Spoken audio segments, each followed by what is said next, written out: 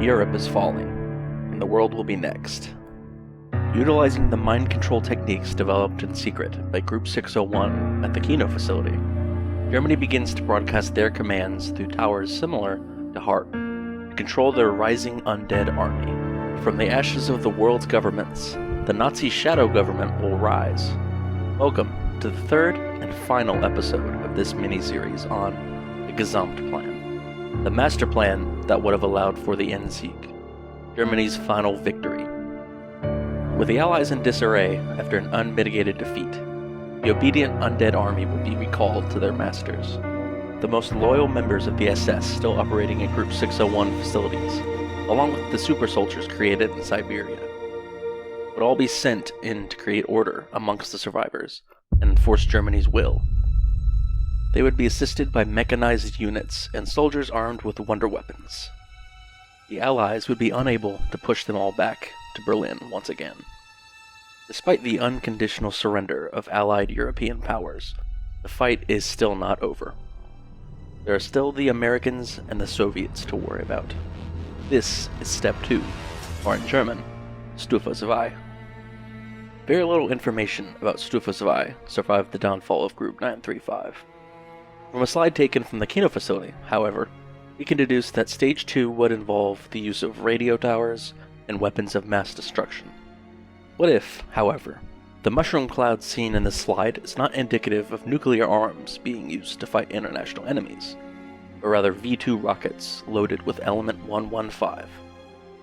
The effects of these rockets could be apocalyptic in nature, as seen after Richthofen's grand scheme. There's only one conclusion to draw from this. Attention all on this channel.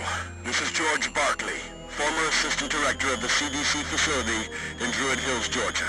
Prior to the destruction of our headquarters, our research found evidence that contaminants are now infecting the very air we breathe. As such, exposure of some sort appears inevitable for all survivors.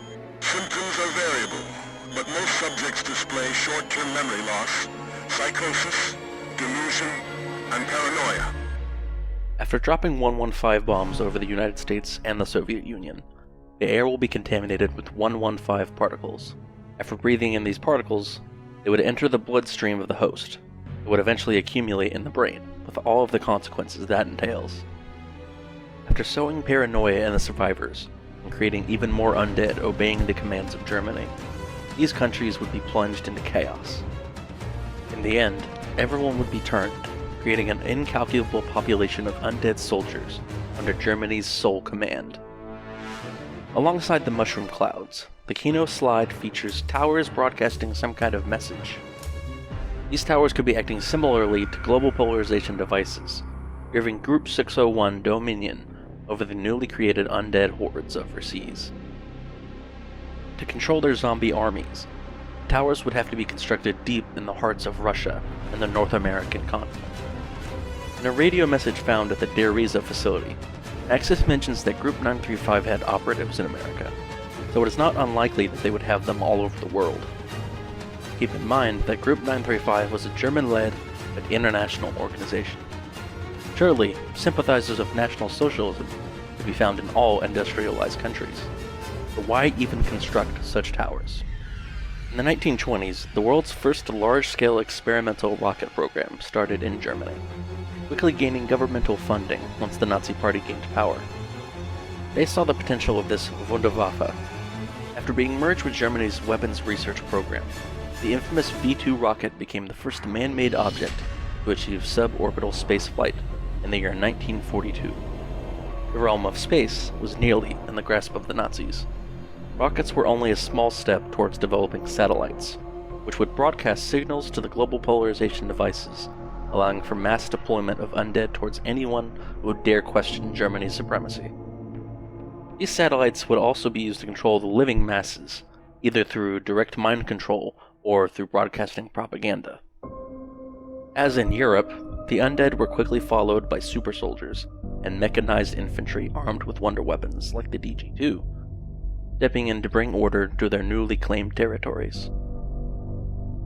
From here, Germany would establish itself all over the world, and surplus undead units would be destroyed, would make room for a living, loyal population.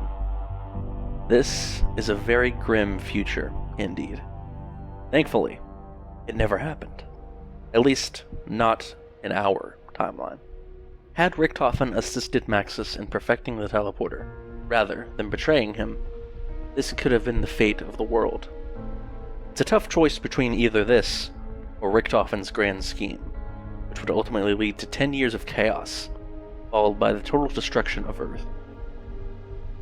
But would the GESAMTPLAN have actually succeeded had Richthofen never intervened? In Golrod Krovi, we are able to get a small peek into a reality where Richthofen seemingly doesn't exist. Rather than ending in 1943, the Battle of Stalingrad rages on into 1945, with Group 935 helping the Germans establish a base and utilizing technology from Griffin Station. Germany's GESAMTPLAN, however, does not go as intended. Instead, by deliberately infecting the city's residents, they turn Stalingrad into a ruined ghost town, leaving only the undead and resurrected dragons that would not obey their commands. Without a master, the zombies simply killed everyone, Russian, German, or otherwise. In the end, the dead still could not be controlled. Is this perhaps also why the undead continued attacking Victus, despite following Richthofen's demands in the comics? Even though the Doctor had achieved a position in the MPD, the zombies seemed to desire the flesh of living humans over the commands of any master. Despite the technological prowess of Group 601 and the ingenuity of the GESAMTPLAN, nothing seems to stand in the way of the Dark Ether's corrupted masses.